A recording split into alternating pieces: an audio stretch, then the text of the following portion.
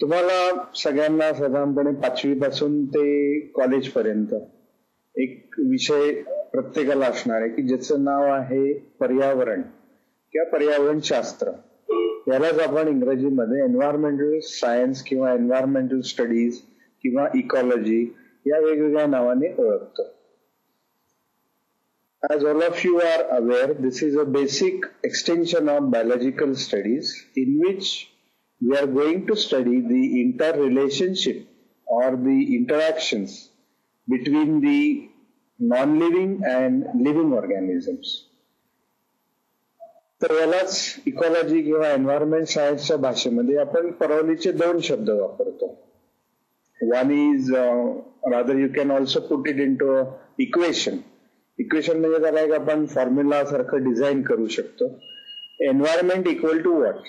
Environment means the combination और the mix of non living and living things. That is where in terms of ecology we call it as abiotic factors and biotic factors. आता याच्यामध्ये abiotic म्हणजे the factors which are non living. मग त्याच्यामध्ये कुठले येतात, काय येतात? आता दुसरा जो भाग आहे याचा की biotic factors, that is living organism, the communities as whole और the biotic populations. Now let us go by one example from ourselves. जेव्हा आपण स्वतःला निसर्गाशी तुलना करतो आपली, तर याच्यामध्ये निसर्गामधल्या अशा कुठल्या गोष्टी आहेत की ज्याच्यावर आपण अवलंबून आहोत आणि आपल्यामध्ये आणि निसर्गामध्ये ही देवाणघेवाण होत असते. तसा विचार केला तर we require oxygen for our survival through respiration. We require food. आता अन्न म्हटलं की त्याचे 2 सोर्सेस आहेत आपल्याकडे, एकतर वनस्पती किंवा प्राणीजन्य, animal oriented or plant origin material. And then whatever we grow, म्हणजे लहान बाळाचा मोठा माणूस होतो आणि मग काही काळाने आपलं लाईफ सायकल आहे की we die at particular age, maybe 65, 70, 80 whatever. मग त्या वेळेला जी कुठली व्यक्ती मृत होते किंवा ऑर्गॅनिझम्सचा विचार केला तर ते die. Once the organisms die, there is no practice of burial और no cremation what we find in human beings और इन ह्युमन सोसायटीज. मग जिथे असं काही दहन किंवा पुरायची अशी सोय नाहीये, असं कॉन्सेप्टच नाही, तिथे या प्राण्यांचं पुढे काय होतं? हे प्राणी तुम्हाला माहिती आहे की मेल्यानंतर त्यांचं विघटन होतं. विघटन झाल्यावर त्यांच्या शरीरातल्या जेवढ्या गोष्टी आहेत त्या सगळ्या निसर्गामध्ये परत जातात आणि हे सायकल सतत चालू राहतं. मग या सगळ्या गोष्टींचा जर आपण विचार एकत्र केला आणि त्याच्यामध्ये आपण जर हे 2 फॅक्टर्स परत बघितले याच्याकडे की what is abiotic factor, why it is important, then what are the biotic factors, how they depend on और what are the associations they have with each other, within themselves, within a species, within outside the species or within the various different groups of animals. आता हा गोष्वारा थोडक्यात मराठीत मांडायचा झाला तर आपल्याला निसर्गामध्ये बायोटिक कम्युनिटी म्हटली की याच्यामध्ये अगदी मायक्रो लेव्हल पासून मॅक्रो लेव्हल, म्हणजे मायक्रो ऑर्गॅनिझम्स पासून मगाशी जसं मी म्हटलं अप्लाइड बायोलॉजीच्या सेशन मध्ये की मॅक्रो लेव्हलला म्हणजे हत्ती झाला, व्हेल झाले की देवमासा, हे आकाराला प्रचंड मोठे. ही सगळी विविधता जी आहे त्यांच्या एकमेकांमध्ये आपल्याला एक प्रकारचं सुसूत्रता आढळते. There is a harmony what is being maintained in nature and directly or indirectly all of us along with this living organisms we derive benefits from the nature. थोडक्यात तुम्ही असा प्रश्न विचारू शकता की सर आपण तर शहरात राहतो, मग माझा जंगलाशी काय संबंध? तुम्ही हे कसं म्हणता की मी जंगलाचा फायदा घेतो? इथे मी तुम्हाला असं म्हणेन की आपल्या घरामध्ये लाकडी फर्निचर आहे, लाकडाचा संबंध आला की झाडाचा संबंध आला. कुठलं तरी झाड कापल्यानंतरच ते लाकूड उत्पन्न झालं. लाकडी कितीतरी गोष्टी आहेत. त्याच्या जोडीला जी हवा, ऑक्सिजन तुम्ही आम्ही मिळवतो तोही निसर्गामधलाच आहे. पाणी, जे पाणी आपल्याला प्यायला मिळतं तेही निसर्गामधलंच आहे. सूर्यप्रकाश, जर कल्पना करा की 12 महिने जर सूर्यप्रकाश नसेल तर आपली काय अवस्था होईल, आणि तेच अतिशय कडक ऊन पडलं तरी काय होतं हेही तुम्हाला माहित. आणि त्याच पद्धतीने मग हे निसर्गातलं चक्र जे ते अव्याहतपणे चालत राहतं. म्हणूनच मी जे म्हणतोय तुम्हाला की याचा एकमेकाशी जवळचा संबंध आहे. All the abiotic factors play a very important role in maintenance, in growth, in survival of the living organisms.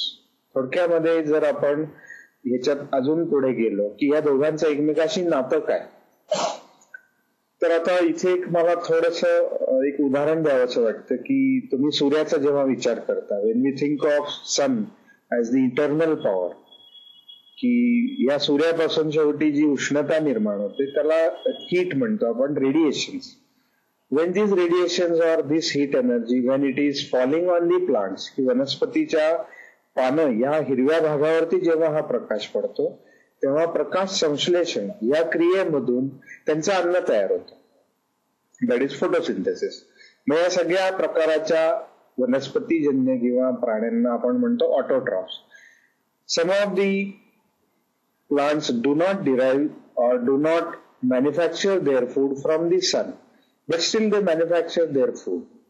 तर मग ह्या प्रकारचे सगळे आपण एक इकॉलॉजीमध्ये टर्म वापरतो, ऑटोट्रॉफ्स, की ज्यांना स्वतःमध्ये ही शक्ती आहे. आणि मग दुसरे जीव या ह्याच्यावरती जे अवलंबून आहेत ते परजीवी ऑर हेट्रोट्रॉफ्स. तुम्ही आम्ही सगळे हेट्रोट्रॉफ्स आहोत. There are animals like dears, there are animals like ग्रासहॉपर्स, there are other organisms. म्हणजे याला आपल्याला जर इकॉलॉजीच्या टर्म्स मध्ये काही व्याख्या बघायची वेळ आली किंवा याचं विश्लेषण करायची वेळ आली तर याला आपण प्रोड्युसर्स म्हणतो, याला उत्पादक म्हणतो. We also call them as consumers. Consumers म्हणजे जो ग्राहक आहे तो. मग याच्या कन्झ्युमर्सच्या 3 पातळ्या आहेत, that is primary, secondary and tertiary. म्हणजेच मग याच्यामध्ये आपल्याला पर्यावरण या शास्त्रामध्ये जो परवलीचा महत्वाचा शब्द आहे की फूड चेन, अन्न साखळी, ही दिसून येते. त्या अन्न साखळीमधून वेगवेगळ्या अन्न साखळ्या एकत्र केल्या की आपल्याला त्याच्यामध्ये एक फूड वेब किंवा एक प्रकारचं अन्नाचं जाळं हे तयार होताना दिसतं. आणि मग याच्यामध्ये जर आपण याचा आकार बघितला तर सगळीकडे याला पिरॅमिडचा शेप दिलेला आहे. पिरॅमिडचा शेप एक का दिला तर त्याच्या मागे कारण आहे. इथे थोडस तुम्हाला व्याप्ती तुमची वाढवायला लागेल. केमिस्ट्रीमध्ये एक थर्मोडायनॅमिक्स म्हणून ब्रँच आहे बघा, त्याच्यामध्ये there are laws of thermodynamics. त्यातला पहिला नियम असा सांगतो की energy can never be created. थोडक्यात एनर्जी तुम्ही आम्ही अशी उत्पन्न करू शकत नाही, ती निसर्गताच आहे. What we can do is energy can never be destroyed also. तुम्ही आम्ही मनात आणलं तरी नष्टही करू शकत नाही. मग तिसरं हे काय तर energy changes it's form relatively when it is being transferred from one level to another level.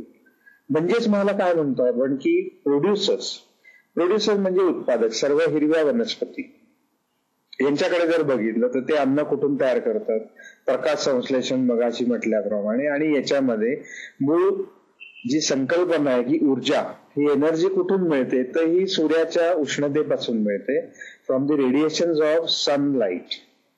मग याला आपण फोटॉन म्हणतो.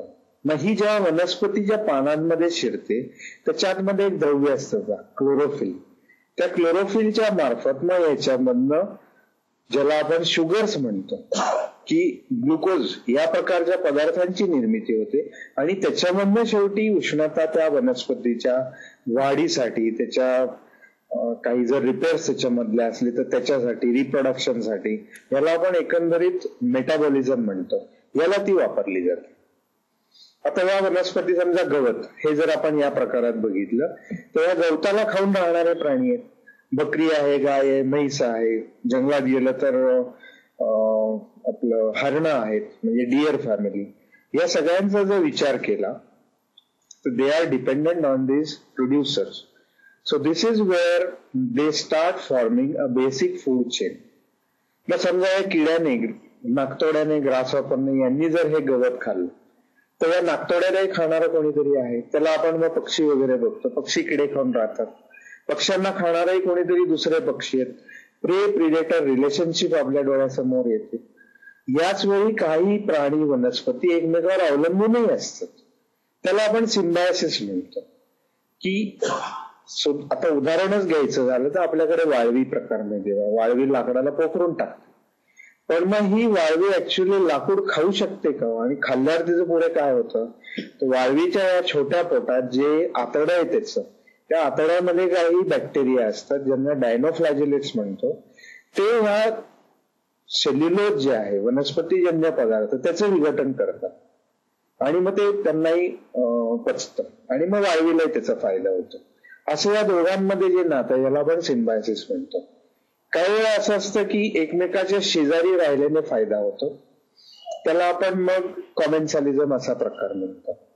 थोडक्यामध्ये एका बाकावर बसणे पण एकमेकाचा डबा न खाणे, आपला आपला डबा खाणे, हे झालं कॉमेन्सॅलिझम. दोघांनी न बांधता मी आज पोळी आणली तू भाजी आणली, कॉम्बिनेशन करून खाणे, मी आज पुरणपोळी आणली तू काय आणलं हे आणलं, आणि एकत्रित दोघं जण त्याचा आनंद घेतात आणि दोघांनाही फायदा होतो, म्हणजे सिम्बायोसिस. तिसरी याच्यामध्ये जी इंटरॅक्शन होते किंवा इंटररिलेशनशिप दिसते आपल्याला, त्याचं नाव आहे पॅरासाइटिझम, की याला आपण म्हणतो परपोषी.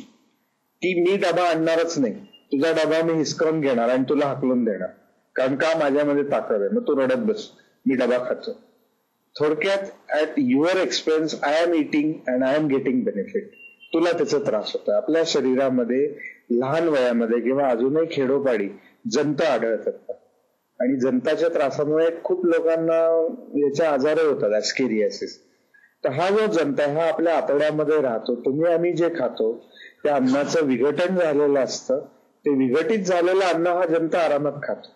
म्हणजे मग तुम्हाला आम्हाला जी पोषक द्रव्य पाहिजे ती मिळत नाही. So these are grouped as parasites.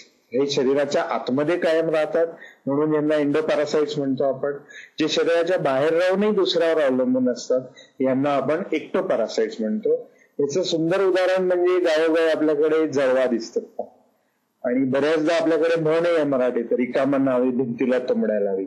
तुंबड्या म्हणजे ह्या जळवा खरं. आणि आयुर्वेदामध्ये दूषित रक्त किंवा एखादी जखम भरत नाही, तिथे पू झालाय, तर ते बाहेर काढायला जळवांचा वापर करतात. या झाल्या एक्टोपॅरासाइट या याच्यामध्ये. ही सुद्धा एक प्रकारची रिलेशनशिप आहे. आता या रिलेशनशिप मधनं आपल्याला काय बघायचं, तर शेवटी एन्व्हायरमेंटल स्टडी किंवा पर्यावरण शास्त्र याचा मूळ गाभा कशावर आधारित आहे, abiotic factors and biotic factors. And मग शेवटी याच्यामध्ये तुम्ही आम्ही कसला अभ्यास करतो, तर इंटर रिलेशनशिप ही व्याख्या याची लक्षात ठेवा. आता हे लक्षात ठेवल्यानंतर मी तुम्हाला फूड वेब फूड चेन याचाही उल्लेख केला. हे सगळं मिळून जर आपण भारत देशाचा असा जर विचार घेतला आता, तर याच्यामध्ये आपल्याला एक विविधता आढळते बघा. आपल्या जातीमध्ये धर्मामध्ये तर आहेच, त्याच्याशिवाय हिमालयापासून कन्याकुमारी पर्यंत जर आपण प्रवास करत आलो, थोडासा त्याचा अभ्यास केला, तर आपल्याला असं जाणवतं की याच्यामध्ये तापमानामध्ये भिन्नता आहे. There is a variation in temperature. Humidity ज्याला आपण आर्द्रता म्हणतो त्या पर्यायाने फरक पडतो. त्याच पद्धतीने त्या भागातल्या सॉइलचा टाईप, जमिनीचा प्रकार याच्यामध्ये फरक पडतो. हा फरक पडत गेला की साहजिक आहे त्या भागामध्ये उगवणाऱ्या वनस्पती, तिथे असणारे प्राणी, पक्षी, किडे, जेवढ्या गोष्टी आहेत त्या भागातल्या लोकांचं राहणीमान, त्यांचं त्या प्रकारचे कपडे, या सगळ्यामध्ये आपल्याला विविधता आढळते. इव्हन ते जे सण साजरे करतात त्या सणांमध्ये पण फरक पडतो. असं जेव्हा आपण हळूहळू खाली कन्याकुमारीकडे येतो, तुम्हाला माहिती आहे, आता जर मुंबई सारख्या ठिकाणी गेलं जिथे समुद्र जवळ आहे, आपल्याला सवय नसेल तर सारखा घाम येतो आणि त्याच वेळी हवेतला खारेपणा आहे तो आपल्याला जाणवतो. तेच आपण जर देशावरची माणसं म्हटलं की कोकणातनं घाट चढून वर आले की आपल्याला डेक्कन प्लॅच्यू दिसतो. याच्यावरती आपल्याला तो जो खारेपणा आहे तो जाणवत नाही. घाम यायचं प्रमाणही त्याप्रमाणे कमी होतं. काही थंड हवेची ठिकाण आहेत की जिथे घाटमाथ्यावरती रान आहे, माथेरान हे नाव त्याच्यावरून पडलेलं आहे. या माथेरानला जर तुम्ही गेलात तर उन्हाळ्यात सुद्धा 30 डिग्रीच्या वर टेम्परेचर सापडणार नाही. महाबळेश्वरला ऍव्हरेज टेम्परेचर काढलं तर 23 ते 28 डिग्री. मग या तापमानाला स्ट्रॉबेरी तिथे वाढू शकते, म्हणून ती इतर कुठे होत नाही.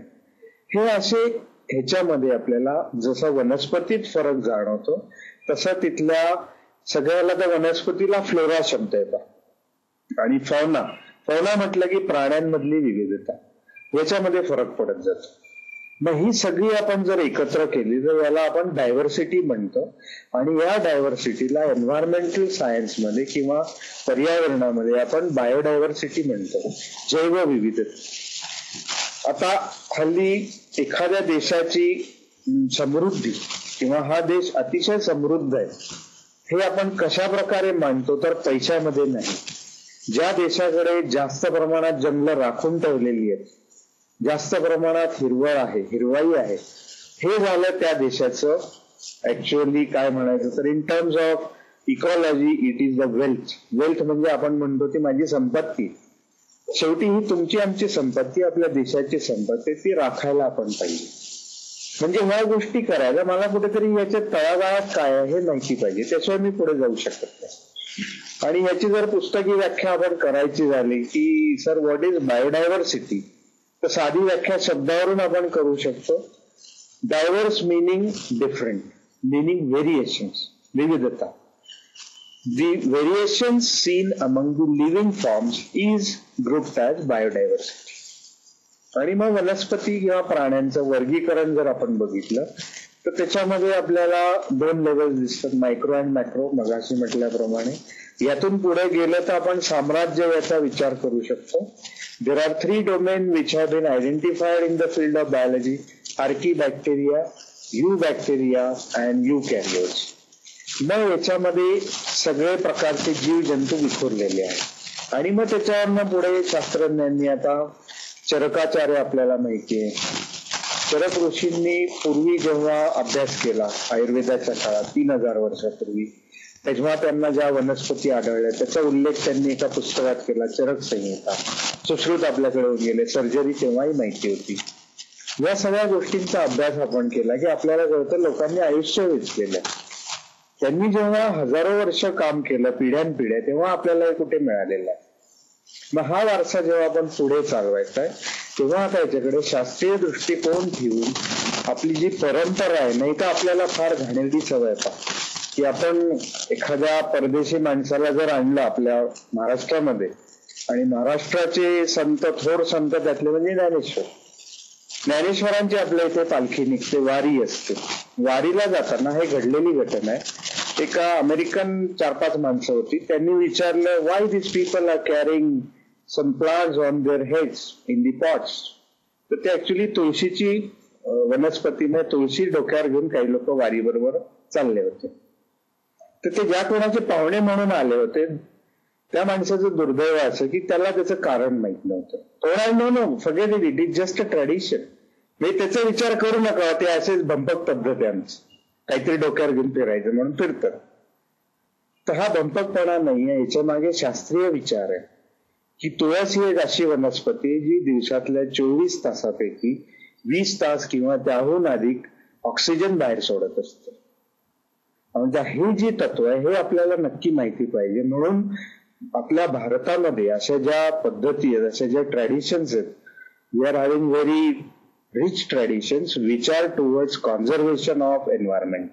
आणि आता इथे अजून एक तुम्हाला मला सांगावंसं वाटतं की नमूद करावं रादर, जगभर जर तुम्ही विचार केला की प्रगत राष्ट्र म्हणजे आपण कोण म्हणतो, अमेरिका, ब्रिटन किंवा कोरिया वगैरे वगैरे याच्यासारखे, रशिया, नॉर्वे, जर्मनी किंवा युरोप सगळा, आणि जे प्रगतीच्या मार्ग आहेत ते एशियामधले आपल्यासारखे, भारत, चायना असे. जपान खूप प्रगत आहे त्या मानाने. तुम्हाला नोकिया नाव माहिती सगळ्यांना, नोकिया हँडसेट आपण सगळे वापरतो, मोबाईल डोळ्यापुढे येतो. तो जर देश बघितला तर त्या देशाची सबंध इकॉनॉमी या मोबाईल बनवणे या याच्यावर अवलंबून आहे.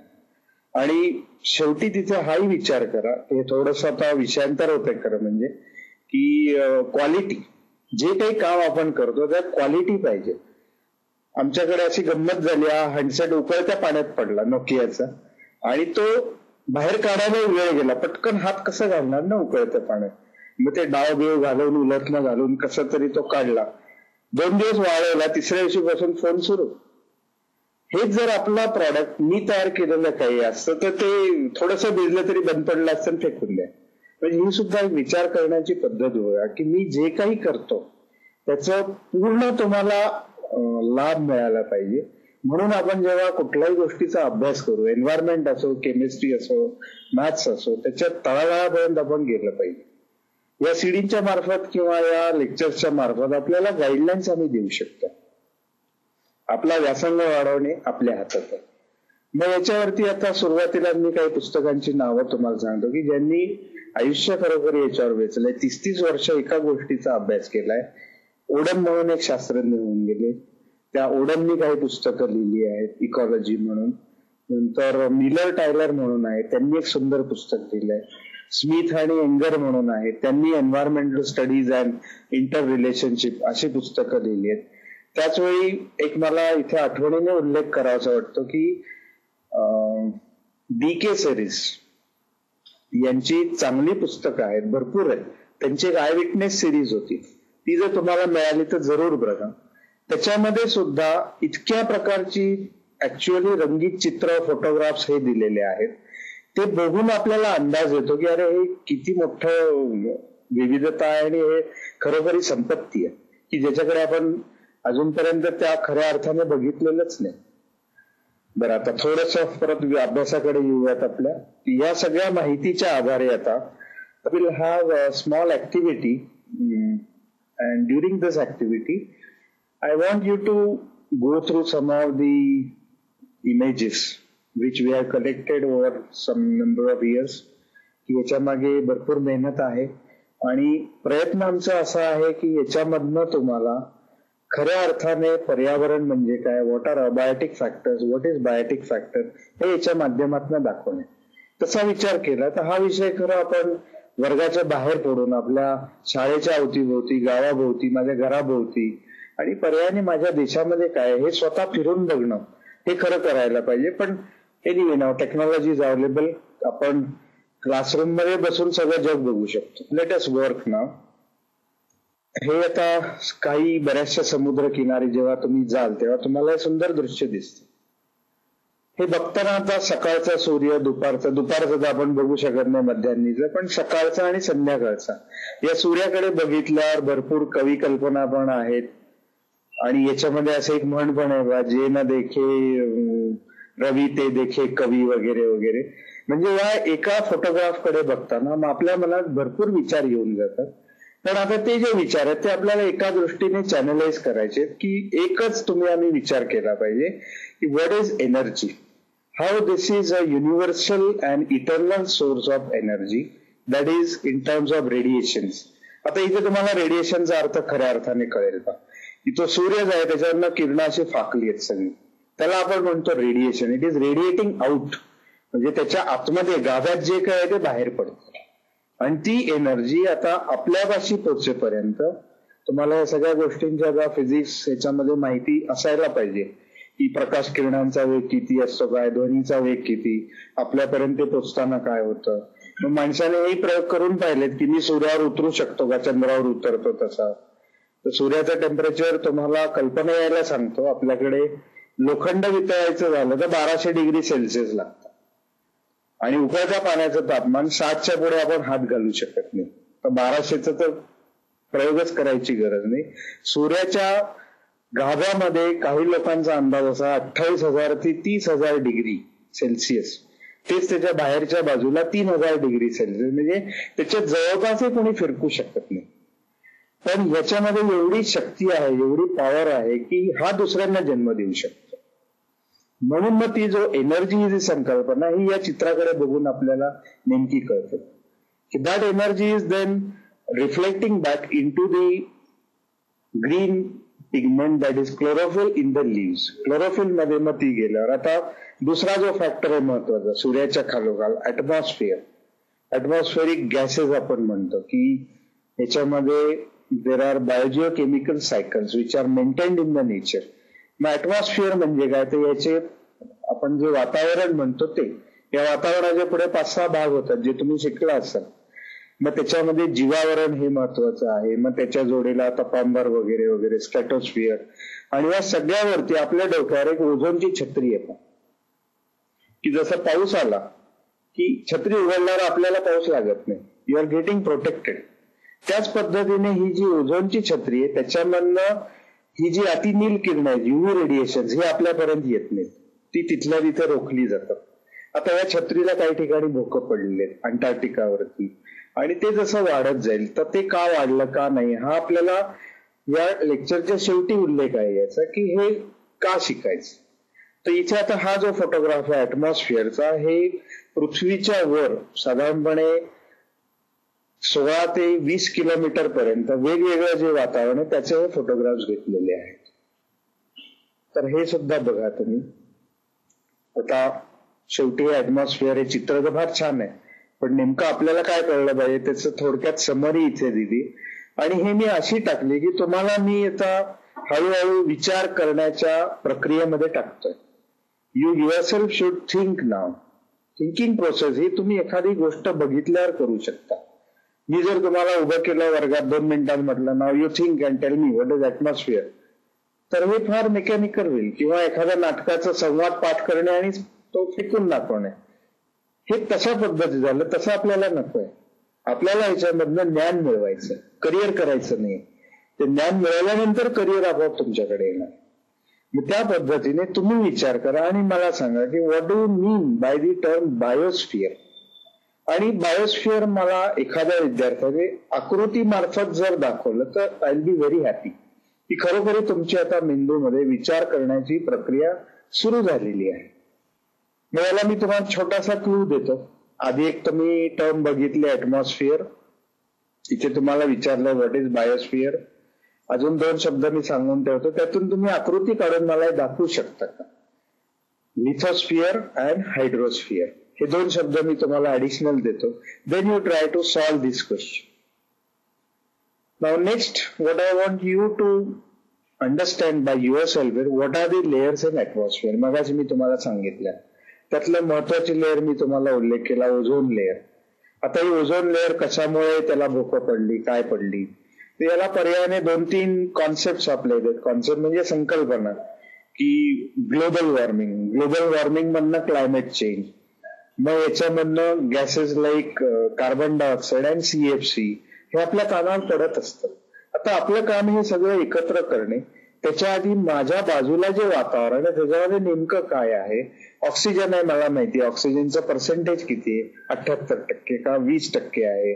मग 78% नायट्रोजनचं आहे, तर मग ऑक्सिजनचं किती आहे, 20.2 किंवा 20.5%.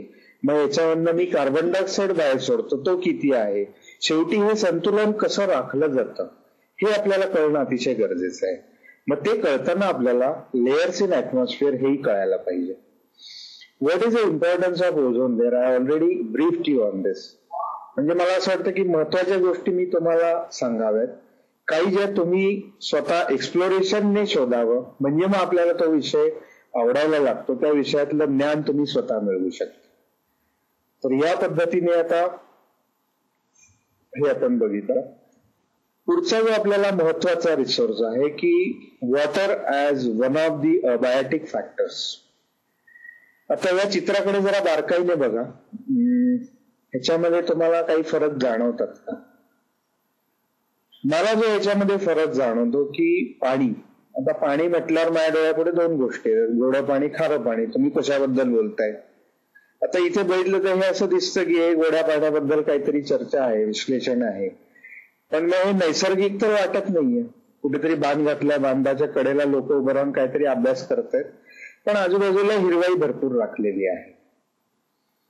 आता हे जे आहे हे मुद्दाम चित्र का निवडलं, तर याच्यामध्ये या दिवसात तुम्ही कुठेही डोंगरात बाहेर गेलात तर छान खळखळणारे झरे आपल्याला दिसतात, प्रसन्न वाटतं. तिथे आपण आंघोळ करतो, आरडाओरडा करतो, नाचगाणी गातो. पण कधी त्या दृष्टीने आपण या पाण्याकडे बघितलंय का की हे झरे किती दिवस राहणार, पुढे या झऱ्याचं काय होतं, या झऱ्याच्या पाण्यामधनं किती जणांना जे काही जिवंत राहण्यासाठी आवश्यक गोष्टी आहेत त्या मिळू शकतात. जर हे पाणी नसतं तर काय झालं असतं. म्हणजे असे प्रश्न विचारल्यानंतर आपलं कुठेतरी मेंदूमध्ये असे सिग्नल्स मिळायला पाहिजेत आणि तुमचं विचार प्रक्रिया सुरू व्हायला पाहिजे. आणि मग अजून जर 50 वर्षांनी मी तुम्हाला असं म्हटलं की आज जे आपल्याला पाणी मिळतंय ते 50% कमी असणार आहे, 100 वर्षांनी 25% कमी असणार आहे आणि 1000 वर्षांनी पाणी नाहीसं झालेलं असेल. असं जर म्हटलं तर मग आपल्याला धडकी भरू शकते. पाणी नाहीचं तर काय, मग मी प्यायचं काय? जिथे प्यायलाच पाणी नाही तिथे जिवंतही कोणी राहू शकणार नाही. कदाचित प्राणी एवढे अडॅप्ट होतील, इतकं अनुकूलन दाखवतील की ते पाणी नसतानाही जिवंत राहू शकतील. हे काही होऊ शकेल, किंवा या पृथ्वी तलावर आयुष्य नसेल. असं काही पण ह्याच्यातनं निर्माण होऊ शकतं. या दृष्टीने या पाणी किंवा वॉटर या रिसोर्सचा आपण विचार केला पाहिजे. मग हा रिसोर्स, आता मी जर पॉइंट्स मध्ये तुम्हाला सांगायचं झालं तर origin, what is the origin of water, हे पाणी पृथ्वीवर आलं कुठं? मग ते तुम्हाला आता तुमच्या भूगोलाच्या किंवा या पुस्तकात चित्र असतील पहा. समुद्राच्या सूर्याच्या उष्णतेने वाफा होतात, वाफा वर जातात, तिथे ढग निर्माण होतात, मग त्याला थंडावा लागला की ते वॉटर वेपर आणि मग तो पाऊस पडतो आणि परत तो समुद्रात येतो. मग हा जर मी डोळ्यापुढे आणला भाग, तर पृथ्वीचा किती भाग असा पाण्याने व्यापलेला आहे, किती भागावर जमीन आहे. मग एवढं पाणी, तुम्ही काय म्हणता 1000 वर्षांनी पाणी नसेल? इथे मला म्हणण्याचा प्रयत्न असा आहे की जे पाणी तुम्ही आम्ही पितो हे किती आहे, हे जर तुम्हाला मी आता पटकीने गणिताच्या भाषेत सांगितलं तर लगेच कळेल. त्याला आपण क्वांटिफिकेशन म्हणतो, आणि एक जो भाग असतो त्याला क्वालिटेटिव्ह म्हणतो. इथे क्वांटिफिकेशनचा विचार केला तर पृथ्वीच्या भोवती साधारणपणे 2/3, more than 2/3 or 97% is oceanic water. समुद्राचं पाणी तुम्ही आम्ही पिऊ शकतो का? नाही पिऊ शकत. काही वेळाने उलट्या होतील, आणि ते सतत दिलं तर आपण मरून जाऊ शेवटी 8 दिवसांमध्ये. अशा पद्धतीने मग जे पाणी आपल्याकडे फ्रेश वॉटर म्हणून अवेलेबल आहे, गोडं पाणी म्हणून, त्याचा साठा फक्त 3%. मग तेही नाल्याचं, कुठल्याही नाल्याचं तुम्हाला प्या म्हटलं तर प्याल का तुम्ही? नाही. तुम्ही आम्ही पाणी इतकं दूषित केलंय की पिण्यालायक जे पाणी आहे ते 0.5%, 0.5% यापेक्षाही कमी आहे. ऍक्च्युअली बघितलं तर पिण्यायोग्य फक्त शरीराला अपाय न करणारा 0.2%, इतकी त्याची क्वांटिटी कमी आहे.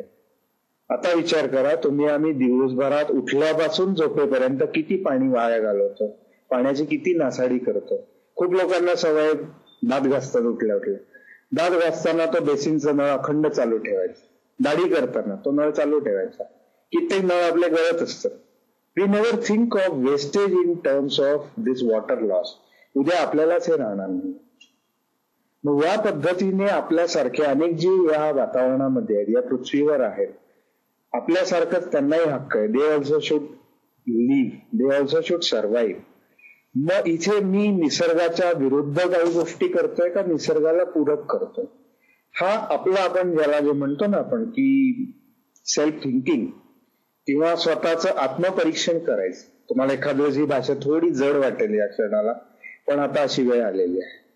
आणि हे जे आम्ही वनतळ्यात इथे तयार केलं होतं, या वनतळ्यामध्ये पावसाचं पाणी साठवलंय, त्यामुळे आपोआप खालच्या भागामध्ये ग्राउंड वॉटर लेवल त्याचं चार्जिंग झालेलं आहे, आणि आजूबाजूच्या विहिरींना पाणी आलं की तिथला दुष्काळ नाहीसा झाला. आणि आपल्या महाराष्ट्रामध्ये एक देव माणूस आहे पहा, अण्णा हजारे, राळेगण सिद्धी. अण्णा हजारे म्हटलं की हे नाव आठवलं पाहिजे. त्यांनी त्यांच्या गावामध्ये ही मोहीम सुरू केली, जिथे टँकरने पाणी यायचं तिथे त्यांनी वनतळी, याला वॉटरशेड मॅनेजमेंट म्हणतात, हे प्रकार सुरू केले.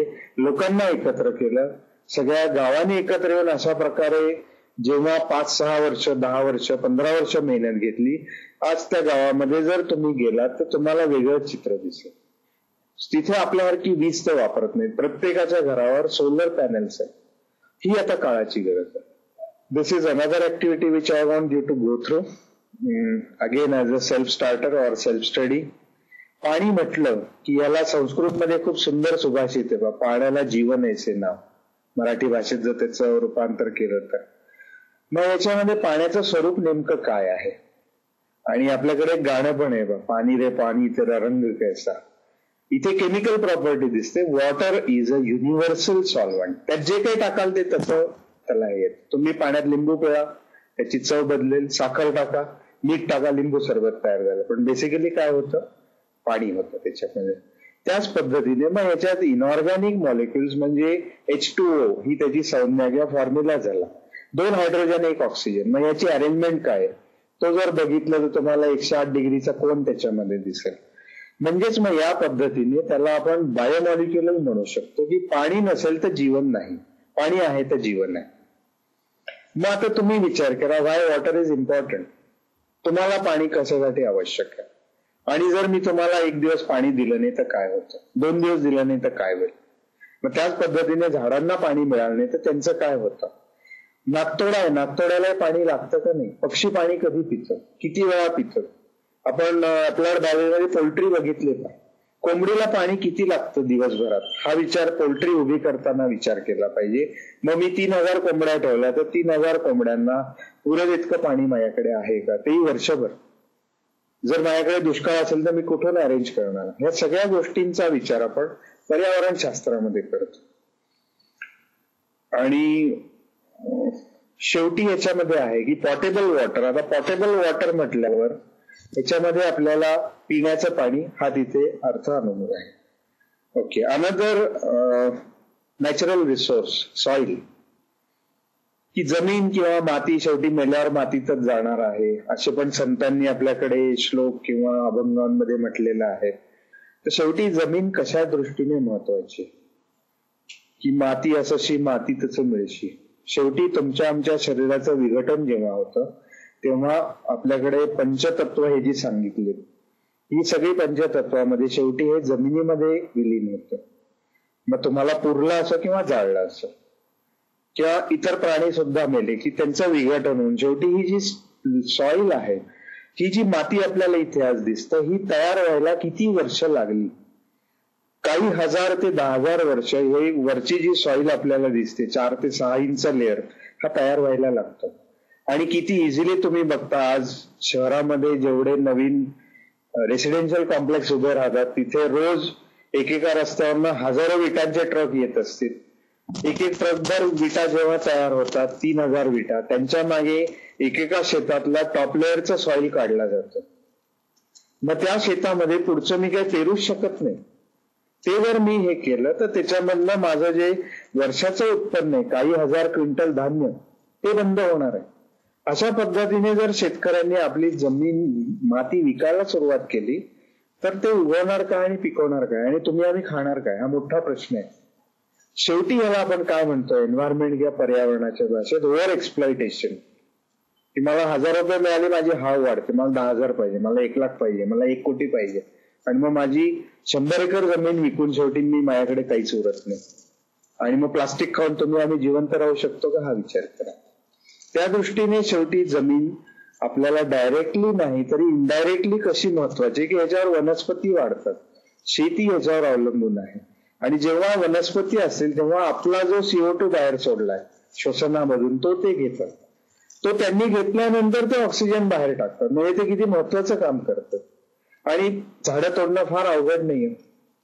आमच्या इथे पुण्यामध्ये कॉर्पोरेशनची एक गाडी आहे, त्याच्यावर लिहिलेलं आहे वृक्ष संवर्धन विभाग आणि कंसामध्ये लिहिलंय वृक्ष छाटणी. म्हणजे एकीकडे तुम्ही संवर्धन म्हणता आणि ती गाडी छाटणीला येते.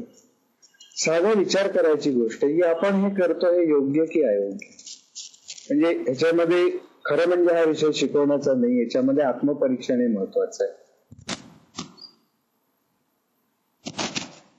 Now again I want you to understand, again this is a self learning, I'll insist on top layer, या गोष्टी मी तुम्हाला सांगितल्या. म्हणून आपण काय थांबवायला पाहिजे?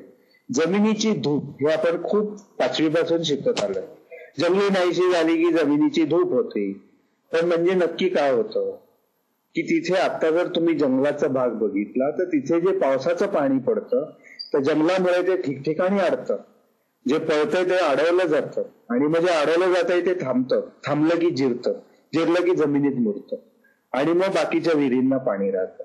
ही साधी संकल्पना आहे पण ही आपल्या लक्षात येत नाही आणि आपण वृक्ष छाटणी करत चुकतो. मग याला आपण डिफॉरेस्टेशन म्हणतो.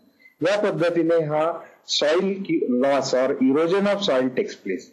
तुम्ही जर नवीन रस्त्यांची डेव्हलपमेंट बघितली की नवीन रस्ता करायचा की म्हटलं की पहिले बळी कोणाचा जातो? कडेची झाडं आधी तोडा, त्याच्यानंतर लोकांनी रस्त्याच्या कडेला घरं बांधली असत ती तोडा आणि मग शेवटी विजेचे खांब मध्ये येतात ते हलवा. बिचारे पहिले झाडांचा बळी आधी जातो. आणि हे झाडं ठेवून आपण बाजूने रस्ते करू शकत नाही का याचा विचार करायला पाहिजे. So we must stop erosion of the soil. आता अंतराळामधनं घेतलेलं पृथ्वीचं छायाचित्र हे काही तुम्हाला नवीन नाहीये. ह्याच्यावरती जो निळसर भाग दिसतो तिथे पाणी आहे. आता ह्याच्यामध्ये एक अधोरेखित आता मध्यभागी जो भाग आहे तो भारत देश दिसतो. त्याच्यामध्ये तुम्हाला आता एक नाव ऐकून माहिती असेल, सुनीता विल्यम्स. जसं कल्पना चावला अंतराळात गेली होती तसं सुनीता विल्यम्स जाऊन आली. तिने काही फोटोग्राफ्स वेबसाईटवर ठेवलेत, ते तुम्हाला मिळाले तर बघा, नाही तर मला ईमेल करा, मी तुम्हाला ते देऊ शकतो. त्याच्यामध्येही सुंदर संकल्पना दिसतात आपल्याला आणि त्याच्यावरनं कल्पना आहे की हिरवा भाग आणि जमीन किती कमी आहे. म्हणून इथे आपण काय म्हटलंय की बायोटिक फॅक्टर्स, आणि याच्यावरती काय अबायोटिक फॅक्टर्स, या सगळ्यांमध्येही इंटरॅक्शन होत असते. आणि एक लक्षात ठेवा, आपल्याकडे पृथ्वी एकच आहे. तुम्ही आणि दुसरी पृथ्वी अजून तरी उभी करू शकत नाही, किती जरी आपल्याकडे सायन्स पुढे गेलं तरी. माणूस असा तयार करू शकतो पण त्याच्यात जीव ओतू शकत नाही. त्यामुळे मग जिथे आपण निर्मिती करू शकत नाही तिथे प्राण घ्यायचा आपल्याला हक्क नाही.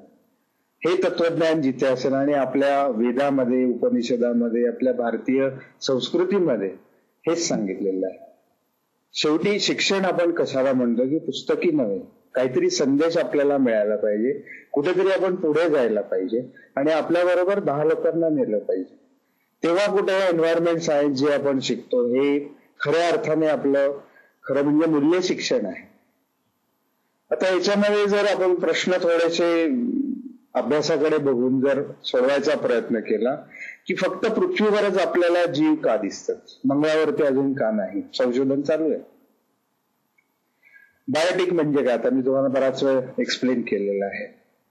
ट्रॉफिक लेवल्स म्हणजे काय, प्रोड्युसर, कंझ्युमर वगैरे वगैरे. आता याचा तुम्ही अजून थोडासा डिटेलमध्ये अभ्यास करा.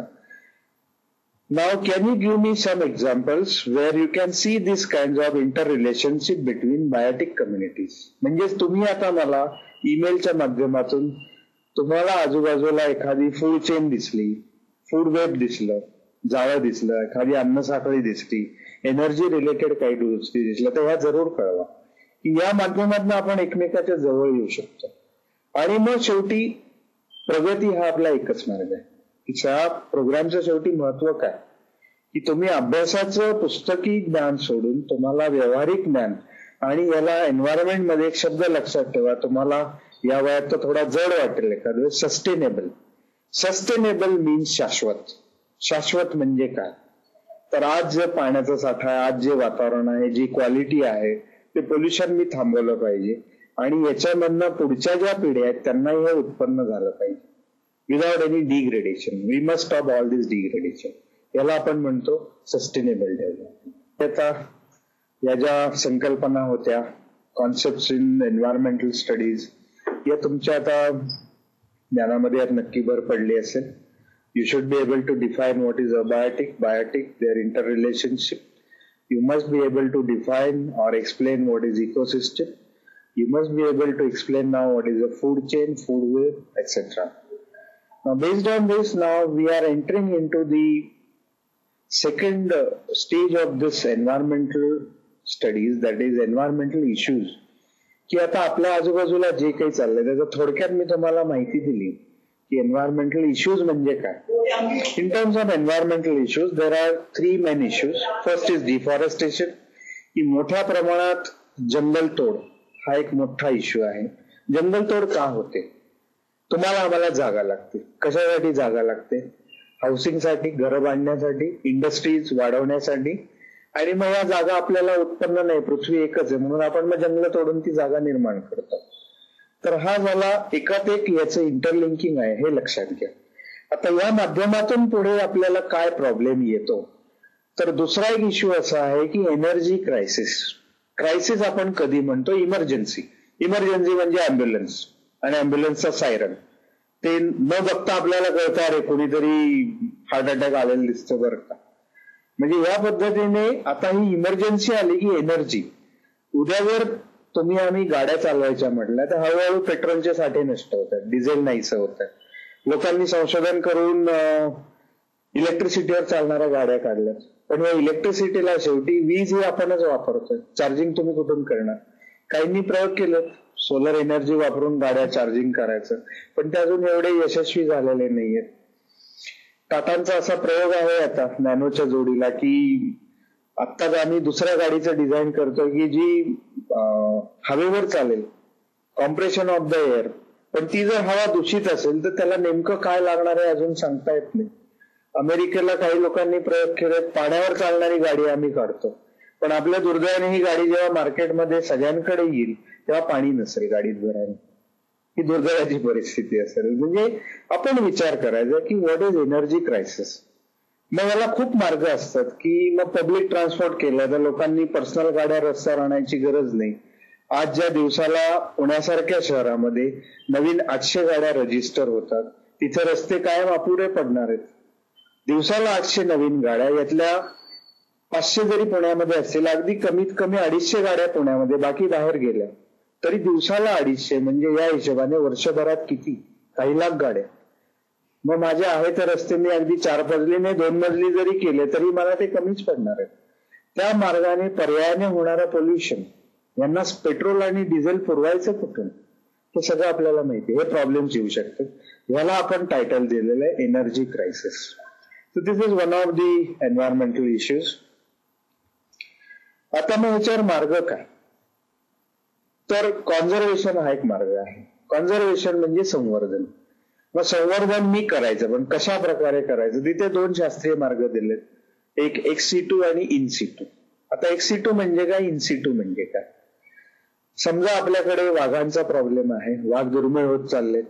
भारतामध्ये आता फार फार तर 1400 वाघ असतील किंवा 1200 असू शकतील, जे पूर्वी स्वातंत्र्याच्या आसपास 45 ते 60 हजार होते. 1974 ते 72 मध्ये आपल्या लक्षात आलं किंवा भारतात फक्त 4000 वाघ राहिलेत. मग घाईघाईने सगळ्या बैठका झाल्या, युएनओने भाग घेतला, इतर संस्था आल्या, भारतावर प्रचंड प्रेशर आलं, सगळ्यांनी मिळून प्रोजेक्ट टायगर सुरू केला आणि मग ते हळूहळू परत त्यांची संख्या थोडी वाढायला लागली, परत ते कमीच होत आहेत. याच पद्धतीने अनेक पक्षी दुर्मिळ झालेत. किती किडे दुर्मिळ झालेत आपल्याला माहित नाही, वनस्पती किती दुर्मिळ झाल्या माहित नाही. मग याच्यावर शास्त्रज्ञांनी एक माहितीसाठी पुस्तक तयार केलं, रेड डेटा बुक. त्याचा रंगही लालच आहे, पुस्तकाचं कव्हर लाल म्हणजे डेंजर, आणि म्हणजे तुम्ही थांबा आणि विचार करा की या तुमच्या एवढ्या जाती प्रजाती नष्ट झाल्यात, तुम्ही काय करत आहात. मग काय करायला सगळे खडबडून जागे झाले आणि मग त्या लोकांनी संवर्धन हा विषय हातात घेतला. आता वाघाला जर मी माझ्या घरी आणून पाळायचं म्हटलं तर प्रत्येकाला हे शक्य नाहीये. परत जर तो कुत्र्यासारखा पाळला गेला तर तो वाघ म्हणून वाघ राहणारच नाही. ज्याला डरकाळी फोडता येत नाही, ज्याला बकरीला मारता येत नाही, तो वाघ कुठला.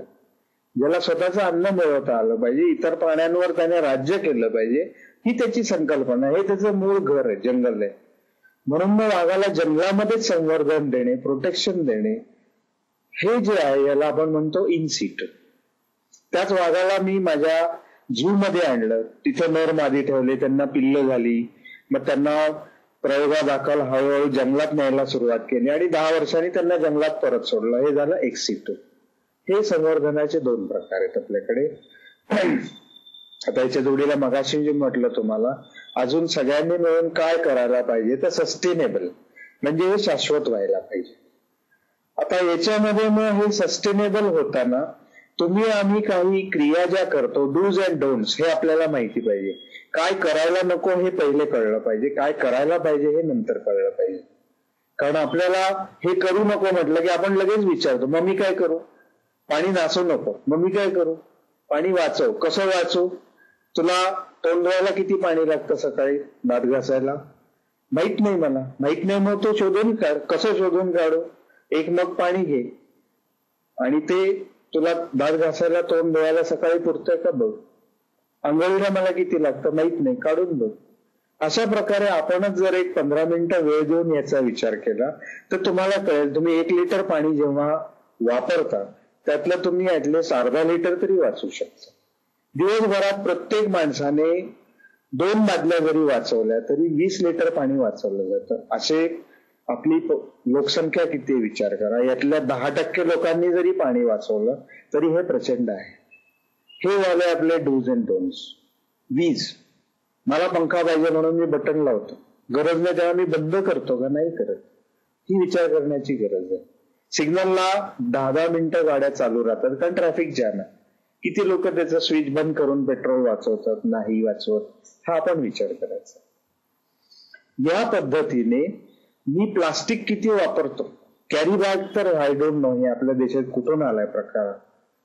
प्रगत देशांमधनच ही गोष्ट आलेली हे तर सत्य आहे.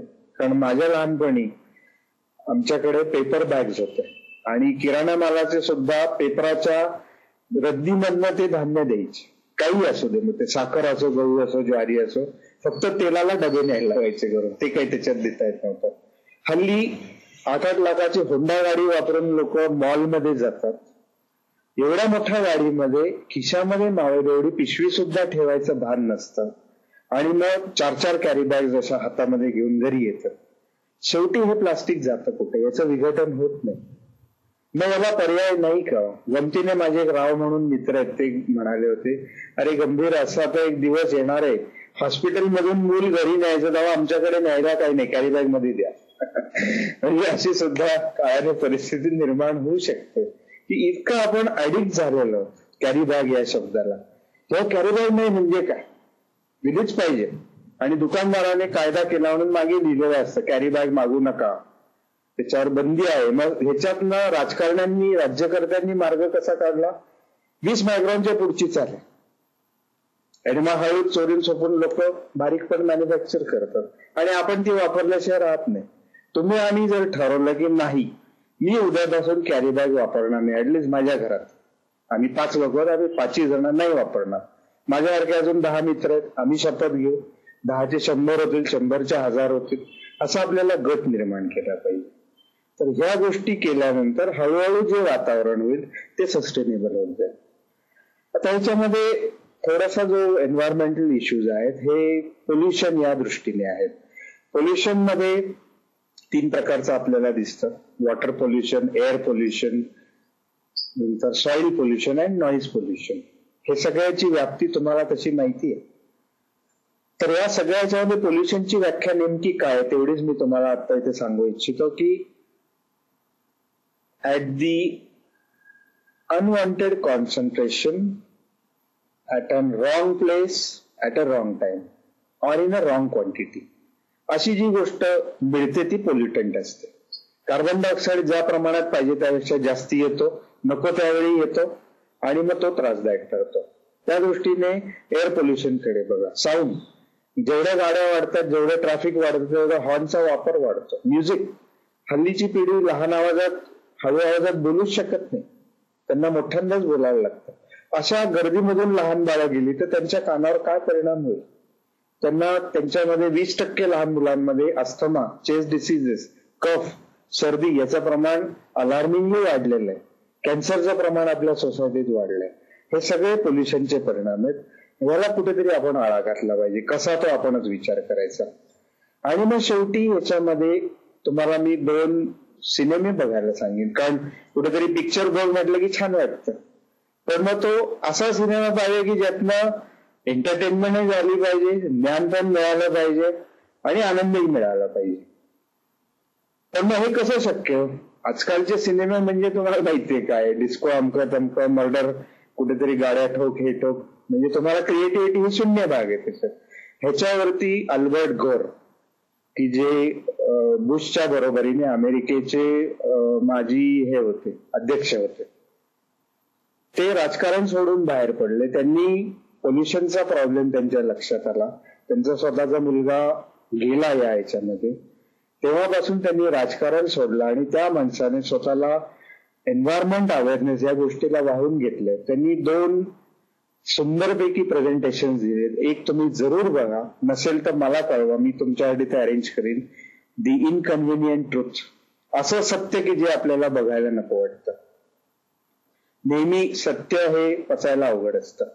हीच संकल्पना तिथे वापरली, व्हॉट इज इनकन्व्हिनियंट ट्रुथ. ह्याचं मी जास्त विश्लेषण देत नाही, तुम्ही बघा, तुम्हाला कळेल. आणि याच्याच वरती आधारित एमेरॅक म्हणून एक कंपनी आणि डायरेक्टर एकत्र आले. त्यांनी एक सिनेमा तयार केला आणि त्याचं नाव दिलंय दी डे आफ्टर टुमॉरो.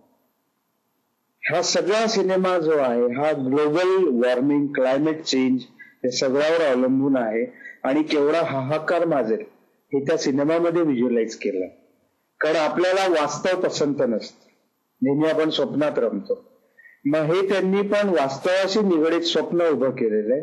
तुम्ही जर वेळेत याची काळजी घेतली नाही तर काय होऊ शकतं, आणि हे कोणाला मारक येतं, तुम्हाला आम्हाला. 20 वर्षांनी पुणे मुंबईमध्ये बर्फ पडलं हे अवघड नाहीये. महाबळेश्वरला ऑलरेडी बर्फ पडायला सुरुवात झालेली आहे. त्याच पद्धतीने सगळीकडचे समुद्र किनारे 3-3 मीटरने त्या लेव्हल्स वाढत आहेत. बेट द्वारका मधला काही भाग, काही बेट ऑलरेडी पाण्याखाली गेले. सुंदरबन जे आपल्या इथलं सगळ्यात सेन्सिटिव्ह बायोडायव्हर्सिटी हॉटस्पॉट आहे, त्याच्यामधला काही हेक्टरचा भाग पाण्याखाली गेलेला आहे. मग हे सगळं का होतंय हे या 3 शब्दामध्ये आहे. Climate change, what is the reason, global warming, and then what will happen is nothing but doomsday. Doomsday म्हणजे ज्या दिवशी जगबुडी येईल. So friends, I think I have given you some inputs and I want you to think on these issues, which are our issues.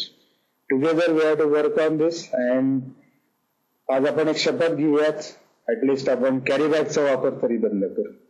Thank you very much. I hope you enjoyed this.